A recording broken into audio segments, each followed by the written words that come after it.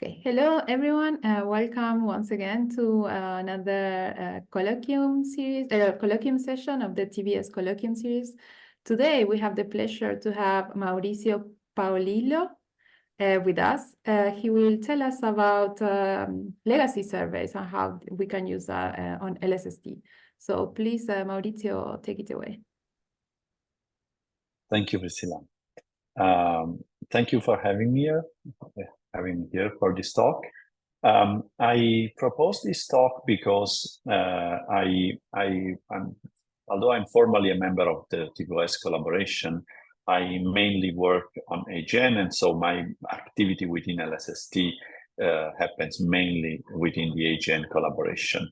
However, because I work mainly on timing of AGN, there are aspects that are interested also to the TBS collaboration. In this sense, this project that I'm going to show, I think it's of interest to both of the AGN, but also TBS and possibly even DES collaborations.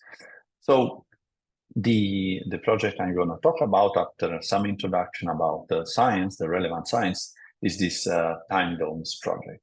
So basically, the project aims at timing active galactic nuclei.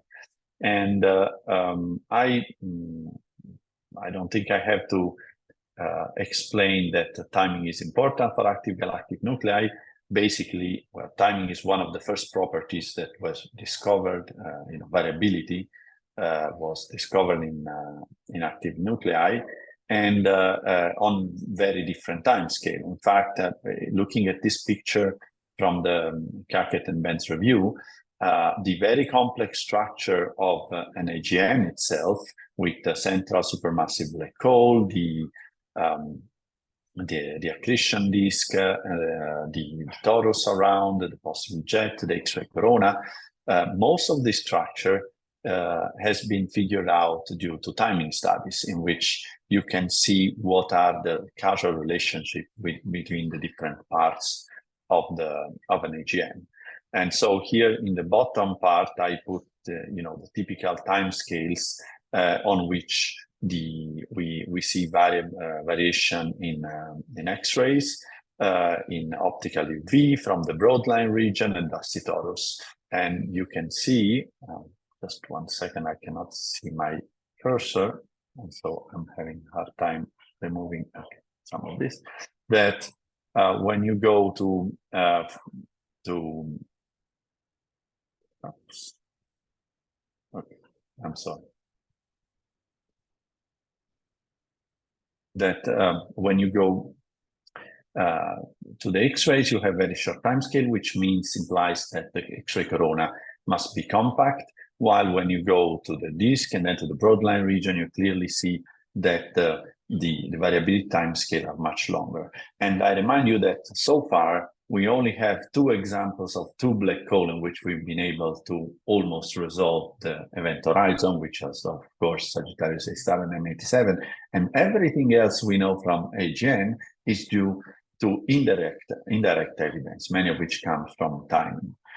So of course, the complexity of an AGN is reflected in this complex spectrum, for instance. So we've been studying spectrum of AGN for a very long time. We know that all these spatial components reflect in different spectral components.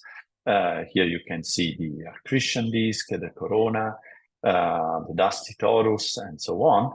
And when we looked on the properties of the object and if they change through the universe with time in redshift, you can see, for instance, a couple of examples show here that, for instance, the so-called alpha X, so the ratio between the emission in the optical and the X-ray corona, and so a measure of the efficiency with which the emission of the disk is reprocessed in the hot corona is more or less constant with redshift. If you look at the shape of the X-ray spectrum, and so the property of the corona, even in this case, it's a power law with an almost constant form, with difference from one AGN to the other and the orientation, but more or less intrinsically they share the same properties.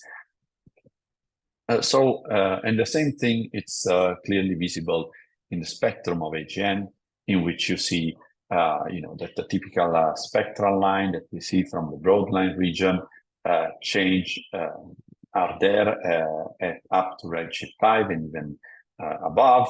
You can see that in very high redshift quasars, and you can see that even things like the equivalent width of the iron line don't change. What instead is more complicated to study is the variability properties, because, for instance, the timing and how the emission change with time, and the relation between the emission different wavelength, and so the different components are part of an AGN, it's always very tricky. And this is because you have to address simultaneously the change in timescale when you look at different redshift, the change of energy bands, and the change in timing properties. So basically, if we look at the properties of an AGN, especially here I'm starting from X-ray light curve, very well sampled light curve from XMM, and we look at the power spectrum, so the spectral density, so we decompose the variability in Fourier frequency, the usual picture that we have is that we have this kind of red noise power spectrum, so in which the power increases on longer wavelength. And there are not many features in this power spectrum, which is unfortunate, because if you have features, you can relate them to typical time scale. This is possibly a band, a change in frequency, so in which the frequency usually go from a -1 to -2 slope, or even steeper, and there is a possible flattening at the very low frequency end. But this flattening has been seen only in very few AGN. So most of those that we observe today, the power keeps going, increasing on longer time scale, which means that the more you wait, the more an AGN will vary. And clearly this cannot go on forever, otherwise the power will diverge. So to study this part, you really need to go on very long campaigns, which are very hard to perform at every wavelength. And we're talking about decades of time scale of decades. So now we're starting in the era where this very long campaign can be performed, and we're starting having baseline which are lasting up to the decades, and we started to probe this domain.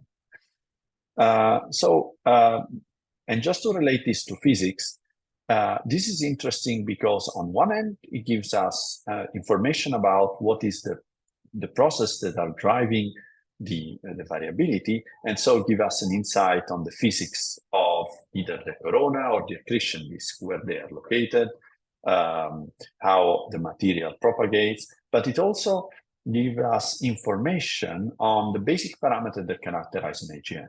For instance, the black hole mass and the amount of matter that is accreting.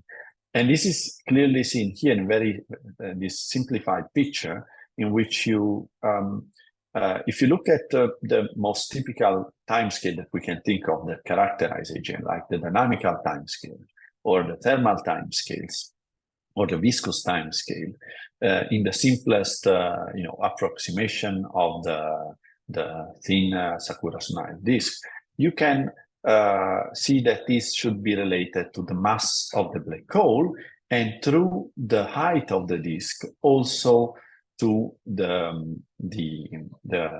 amount of mass that it's inflowing. So, and you can sort of imagine this because, all this time scale in a black hole, they scale with the size of the system. And so if we have a handle on variability, then we can measure this parameter and see how they are related. So in fact, this has been observed, because if we look at the power spectrum in X-ray again, for several of these sources, and I'm showing X-rays because they're sampling the innermost part of an AGN, so the one closer to the black hole. So you can see that these power spectra show this break, and this break for different AGN changes with mass. And the more massive it is, the object, the lower frequency that this break is.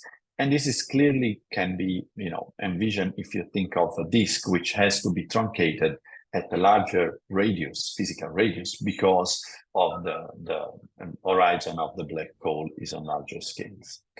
So, and in fact, this famous McCarthy paper on the right shows that there is basically, you can build a relationship going all the way from galactic black holes like Sirius X1 all the way to distant AGN, and there is a relation between this break time scale, the mass of the accretion rate, the mass of the black hole, and the accretion rate or the bolometric luminosity of the black hole. So now, if we move to the optical, as I told you before, in the optical, the timescale are much longer. So we're talking about variability that goes in best case scenarios on timescale of days, for maybe for object like very small mass AGN or radio loud AGN, up to years and decades. So in the optical, typically, traditionally, instead of using the power spectrum, people have been using the structure function, which is, it's linked to the power spectrum. Is another way to look at variability in the time domain instead of in the frequency domain. And as the power spectrum is basically linked to the autocorrelation function of the light curve. So it's basically, in both cases, what we are measuring is how much the light curve remembers its path. So it's a measurement of the memory of the physical process. So in this figure on the left, there is an example of a simulated light curves, and either a power spectrum or a structure function, a schematized one, showing that basically they are related to each other to the autocorrelation function. And if we imagine that on very long time scale, this structure function of the power spectrum should flatten out, so they cannot vary anymore, we usually see some process that is like a power law, and then this power law starts to flatten and display maybe a flat behavior. But how flat is the flat part is a matter of debate, because it's not clear if we identify the flattening yet, or if the variability keeps going up. And I want to point out that even this simple measurement like this structure function, which basically operationally is just computed as the second formula that I show here, is just the average difference of the magnitude, has very different definition in literature. There's people that takes the average of the square, people that takes the square of the average, and so on. And in doing so, for instance, in the paper by Kozlowski in 2016, it's shown that people often get wrong, especially the error terms to include. And so they get different slope, different shapes, and so it's hard to characterize the variability property. So, there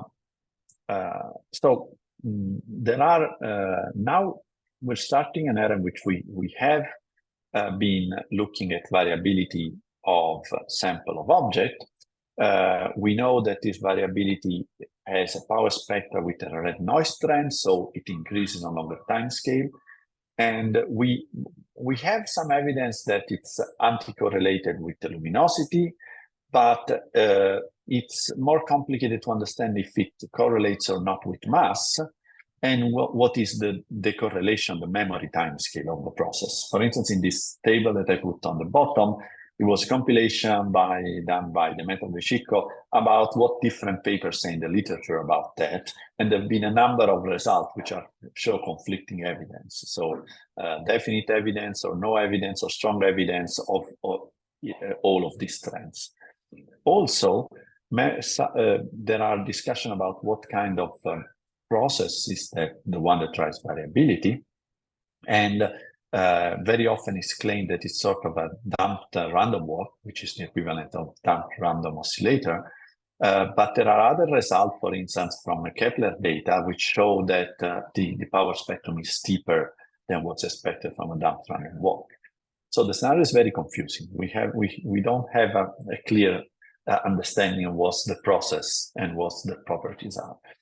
However, we're doing progress. Here I'm showing, one of the data sets that's been more thoroughly explored in the literature, which is, of course, the SDSS Stripe 82. And in the central figure, I'm showing the light curves of a quasar in the different bands. You can clearly see that there's variability there. You can see that the different bands more or less correlate with each other, which is expected.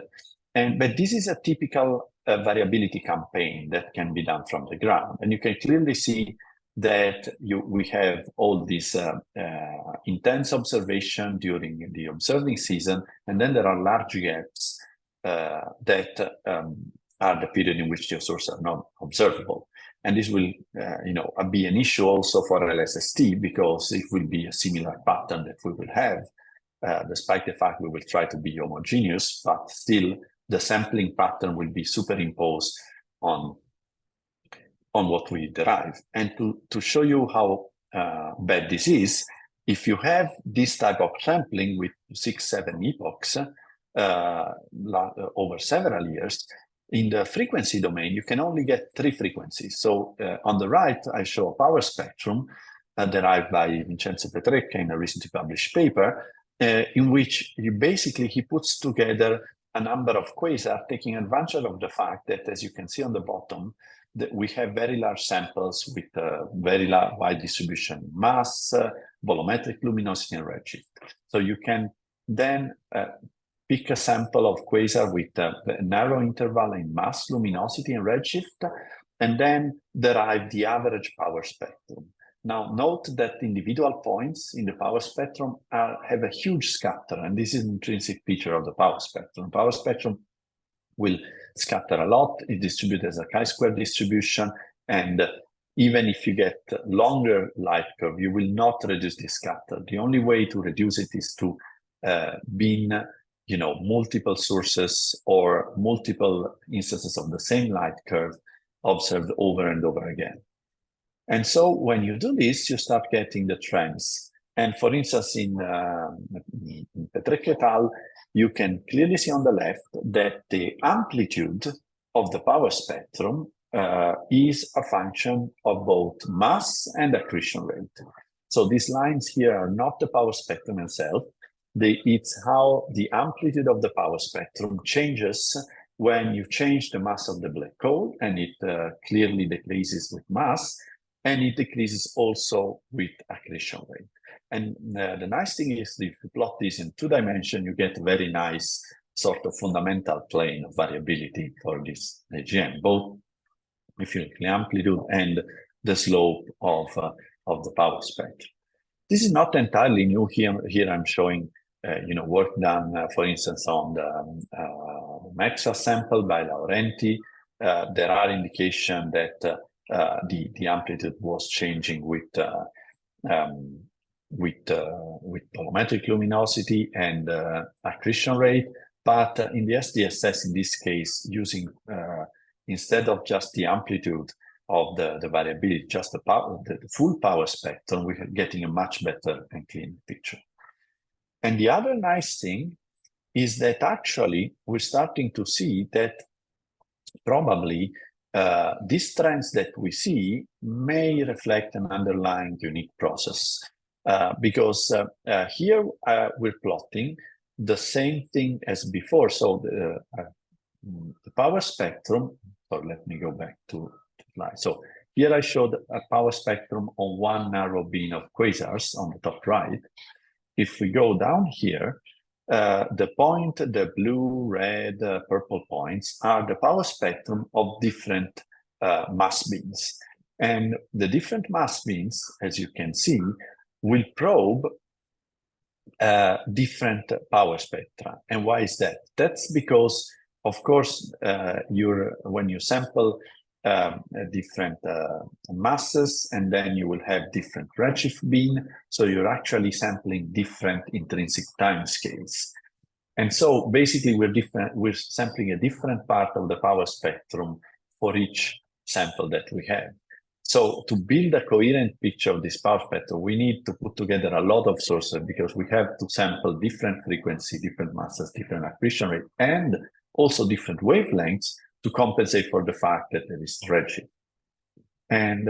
But in the end, if you take these points and, for instance, you do a very simple scaling, like you scale for the gravitational radius of the black hole, you can see that you get the black points here. So you can see that more or less all of them lie on one relation. And this is suggesting that the basic fundamental relation is the same for all black holes, and it has to be properly rescaled by the properties of the system. However, as you see here, it's very difficult to tell what model is the correct one. A simple power law or a bending power law, or the simple power law is a slope that you expect for the damped random walk. The bending power law instead is something that should be different physical nature with the characteristic timescale. They both fit the data, not well, because the chi-square is not entirely acceptable, but relatively well. So we still need larger data to try to constrain this, particularly at a lower frequency, so on longer time scales. And this is work that has been done by several groups. I can show here, some preliminary result again from Vincenzo Petrecca. He was putting together ZTF and SDSS data to try to constrain the fast variability and long-term variability. So the green points are the one that I already showed you before, and the red points are the one that are instead obtained by ZTF to sample much faster time scale. And if you make a joint model, you can see that you need a bending. So you need a bending power law that goes from -1 to -3, which is relatively steep. Now, and then even in this case, you will have different power spectra depending on what is the accretion rate and then the mass of the black hole. So we need more data, and you can add, other surveys. You can add, for instance, Gaia, which I showed here in orange, to try to fill this light curve. But the problem is that all the surveys are different. They have different photometric bands, the different sampling pattern, and in Fourier analysis, this is a nightmare to control and to get all the biases right. So here I'm showing the similar result obtained by Patricia Revalo recently, I think last year, in which she's showing a bending power law, putting together again data from a large sample with different redshift, different masses, and she finds similar scaling relation. But to really probe this and constrain the model now, we need to move to longer timescale survey. The other aspect that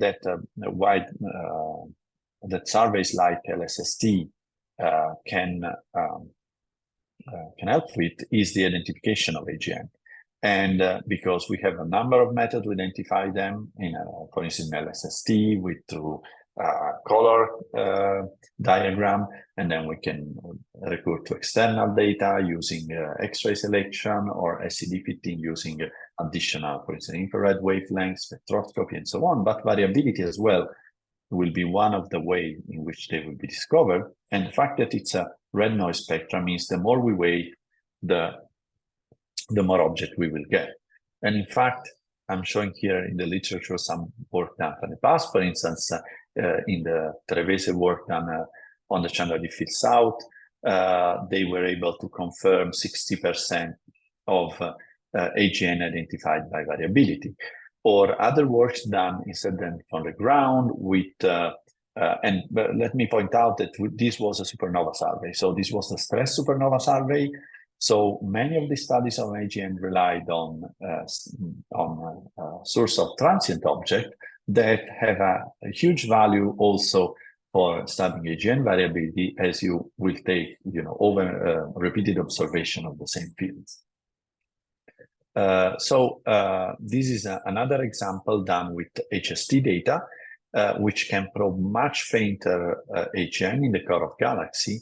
And in this case, the important thing is that to get the faintest one, you actually need to remove the contribution of the host galaxy. So you either do this from space with very high resolution, or you do that with image difference analysis, which is another thing on which LSST will be pushing. And so far, it's not clear at all how effective this is, especially for retrieving AGN. For supernova, for transient PD, it may work.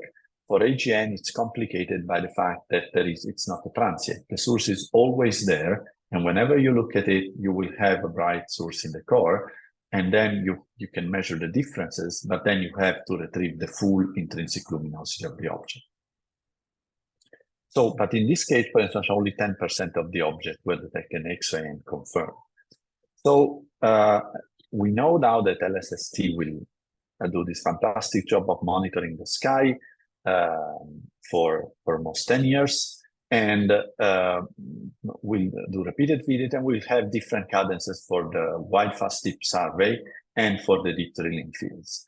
So the deep drilling field in particular, they will be sampled with much higher cadence. And so they will be exceptional for doing this type of studies because you will have both high frequencies and low frequencies. And so in the end, we will have huge samples of AGN, sampled in a rather sparse way, and very accurate sampling in the deep drilling fields.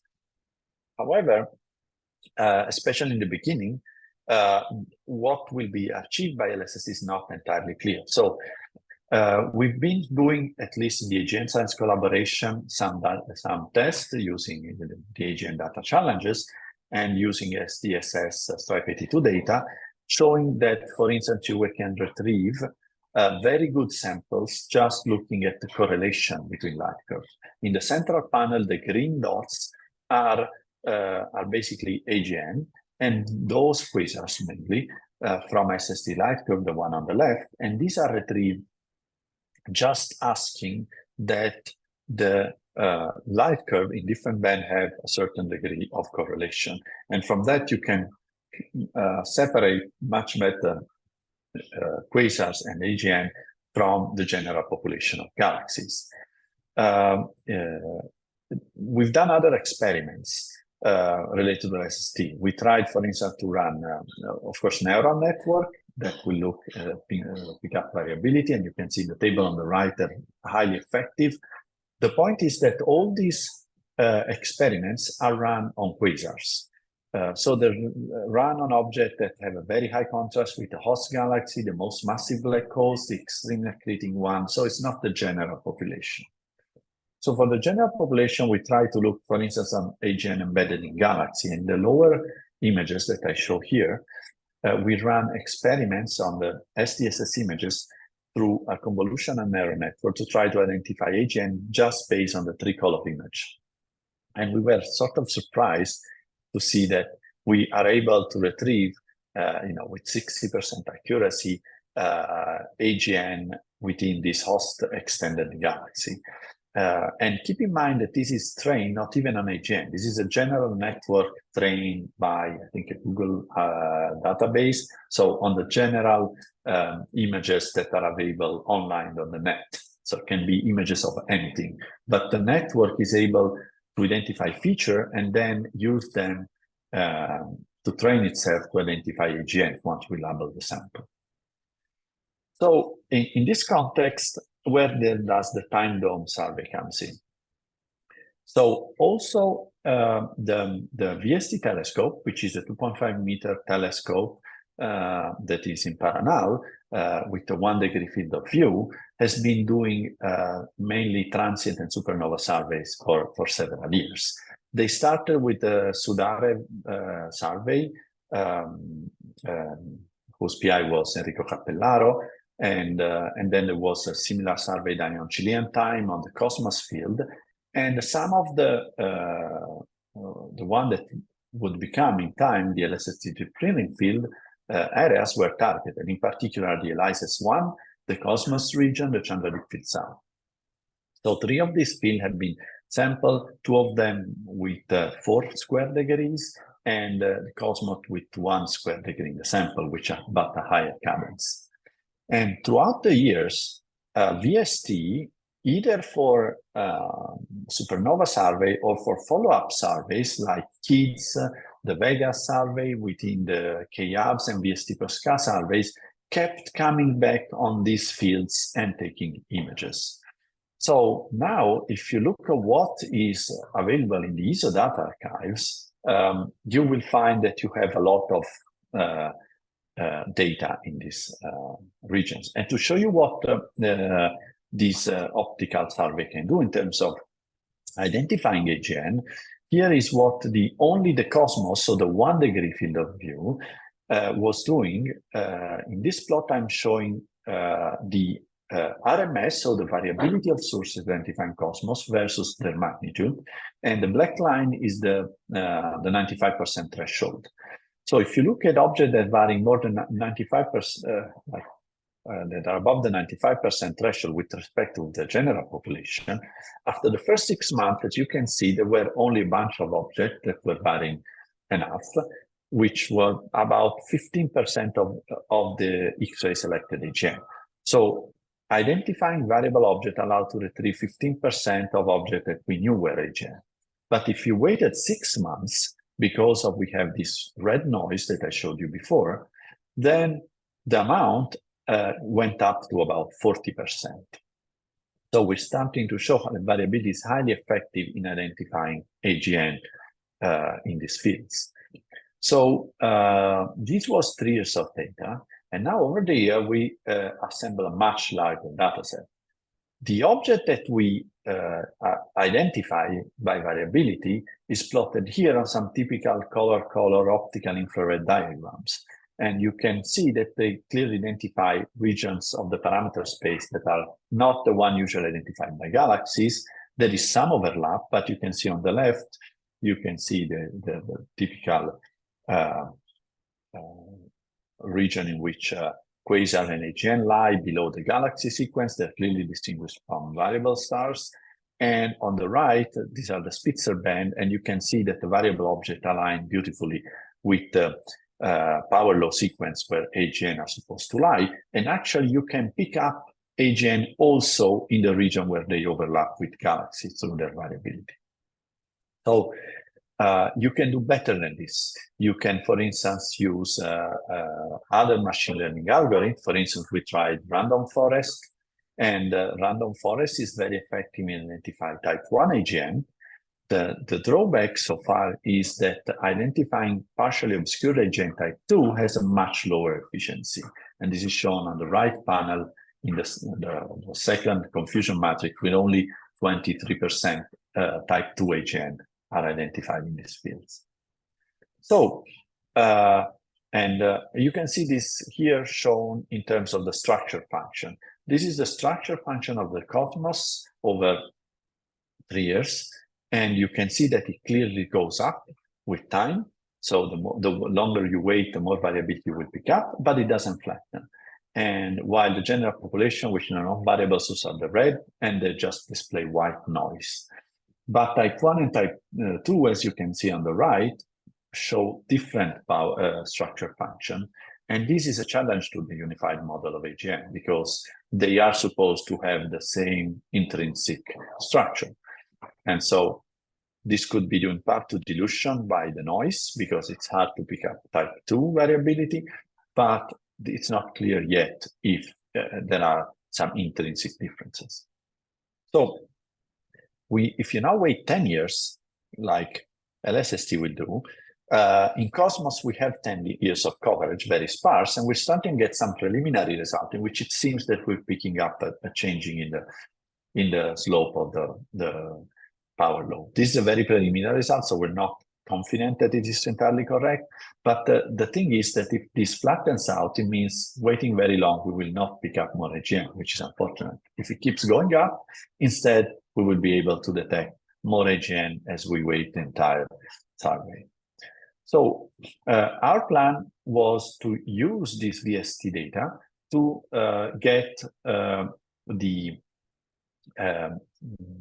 to start to see what LSST will be able to do, because although VST is much smaller, we integrate longer, so the individual depth per epoch is not equal, but sort of comparable to LSST, and it picks up the general population. So in the year, we propose this Timedomes project to target the 4 of the deep drilling fields and to use the same or expand the coverage of past observation. So now we're targeting this 4 field with the pattern that I'm showing here. The XMM LSS has a different pattern because we're trying to overlap with the XMM LSS survey that covers most of the central part of the field. And we obtained time in the last 3 years on geocycle, first with ISO, and now on Italian time, because the VST has become a completely Italian telescope. So now the process goes through the Italian TAC. And so we propose to keep monitoring these fields all the way up to the beginning of operation with LSST. So to give you an idea, the coverage of past observation up to 2023 has been very sparse because there were campaigns of supernovas. So some fields like Cosmos have been observed, and there were large gaps, then they started again. But overall, and some other fields like XMM have a very poor coverage. But overall, we have thousands of individual epochs individual exposures, because so we have hundreds of individual epochs on these fields, and this will constitute a legacy dataset for LSST, because we can homogenize and use this light curve to create a much longer time span on these fields than will be possible only with LSST, and especially in the beginning of operation, it will be crucial. So this is an example of one of these regions, the Cosmos, one of the first images taken with 4 square degree in the center of Cosmos, just to show you that it can be done. There is, of course, contamination by bright stars. And if you take one of these epochs, this was a preliminary data reduction, so don't look about there are defects in the edge of the CCDs. This will be corrected better. But just to show that we have this region, image, and for each, and this is one epoch in which we will look for AGNs and look for variability. So there are challenges in this program. We have a problem, of course, on manpower, since we were talking about thousands of individual epochs to reduce, but we have new postdoc coming to work on this. The scheduling has been sub-efficient in the beginning. Now it's partly solved because, of course, VST was not designed with the aim like LSST, so the timing campaigns are more complicated to perform. The CCD camera had some issue. Actually, something got better because one of the CCD started up again when we started this campaign.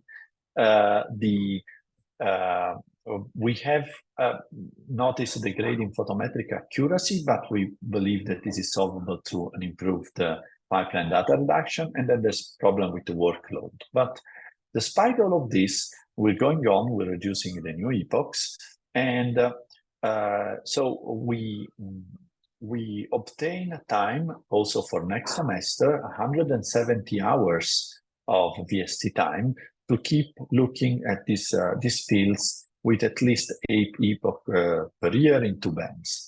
And the idea is that in time, we want to create a legacy dataset that has been proposed as an in-kind project for LSST, which is under revision by the board.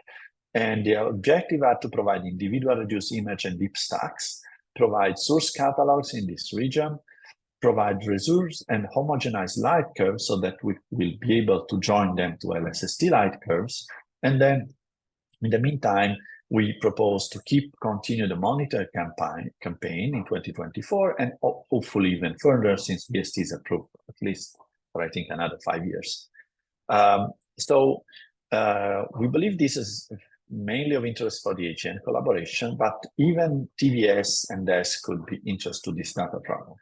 And as an example of this, just last week, one of the supernova discovered by Euclid required additional data, and we were requested to provide the data from Timedomes to look in the cosmos field if they can build the entire life from our data.